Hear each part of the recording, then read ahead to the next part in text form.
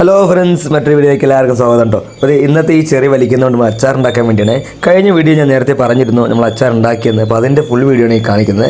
അപ്പോൾ ഈ ചെറിയെല്ലാം വലിച്ചതിനെ വേണ്ട പോലെ വൃത്തിയാക്കി എടുത്തിട്ടുണ്ടായിരുന്നു കേട്ടോ. അത്യാവശ്യം കുരു ഉള്ളതുകൊണ്ട് തന്നെ കുരുവെല്ലാം രണ്ടായി കീറി കുരുവെല്ലാം കളഞ്ഞ് ഇതിന് കൂടെ ചേച്ചിയും കൂടിയായിരുന്നു കേട്ടോ സഹായിക്കാൻ വേണ്ടി. നല്ലോണം പഴുത്തിനെ മാറ്റി വെച്ച പോലെ തന്നെ ഇളം പഴുപ്പുള്ളതും മാറ്റി വെച്ചു. രണ്ട് കാറ്റഗറിയെ തിരിച്ച് ഇതിൽ ഏറ്റവും റിസ്ക്കുള്ള പണിയെന്ന് പറഞ്ഞാൽ ചെറി വൃത്തിയാക്കല കേട്ടോ. ഏറ്റവും ടാസ്ക് സംഭവം ഒരുപാടുള്ളതുകൊണ്ട് തന്നെ നമുക്ക് നല്ല ടാസ്ക് ആയിരുന്നു ഇതിൻ്റെ കുരുകളയിലും പരിപാടിയും. അതെല്ലാം ഇത് ചേച്ചി അതിന് രണ്ട് പാത്രത്തിലാക്കി മാറ്റി വെക്കുന്നുണ്ട്. നമ്മൾ നേരത്തെ കലക്കി വെച്ചിരുന്ന ചുണ്ണാമ്പ് വെള്ളമാണ്. ഇപ്പോൾ തലേ തന്നെ ചുണ്ണാമ്പ് വെള്ളം കലക്കി വെച്ചിരുന്നത് ഏതാണ്ട് 8 മണിക്കൂറുള്ള ചുണ്ണാമ്പ് വെള്ളം. ആ വെള്ളം തെളിഞ്ഞ വെള്ളം നമ്മളത് ഒഴിക്കാൻ വേണ്ടി ഇതിൻ്റെ കറ കളയാൻ വേണ്ടി എടുത്ത് ഒഴിക്കാൻ വേണ്ടി പോവുകയാണ്. ഇത് ഒഴിച്ച് 2 പാത്രത്തിലും ചുണ്ണാമ്പ് വെള്ളം നിറച്ച് ഒഴിച്ച് വെച്ചിരിക്കുകയാണ്. നമ്മൾ നാളെയാണ് എടുത്തതിൻ്റെ പ്രിപ്പറേഷൻ കേട്ടോ. അപ്പോൾ ഇത് ആദ്യത്തെ ദിവസത്തെ പരിപാടികൾ തീർത്ത് വെച്ചിരിക്കുകയാണ് കേട്ടോ.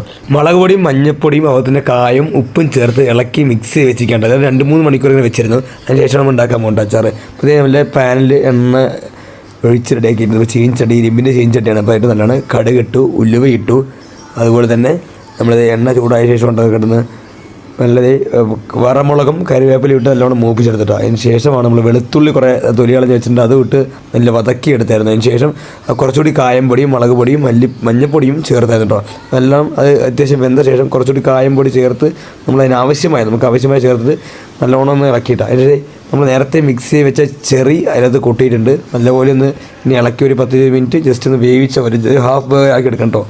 സംഭവം പ്രവിയെല്ലാം കഠിനാധ്വാനത്തിലാണ്.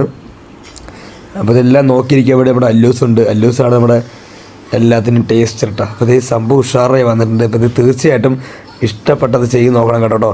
അപ്പോൾ thank you for watching my dear. See you soon.